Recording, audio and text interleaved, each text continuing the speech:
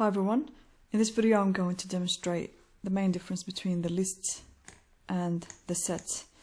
Now you'll notice I've got a list that's got 3 books. I've got book 1 and book 2, and the list is represented with square brackets, whereas the set is represented with curly braces. You'll notice the values in my set, is got book 1 and book 2. And here I'm just printing the list and the set.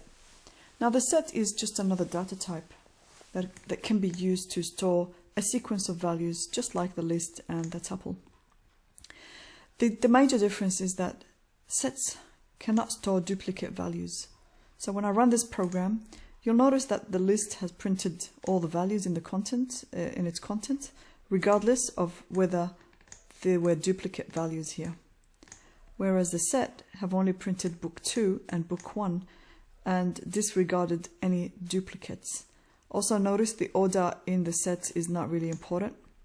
So in the list, order is important, whereas with the set, the order is not important, and any duplicate values are also disregarded. So if I change this to 1 and run again, it will only print book 1. I hope this helped you learn the major difference between the set and the list. Thank you very much, and I'll see you in future videos.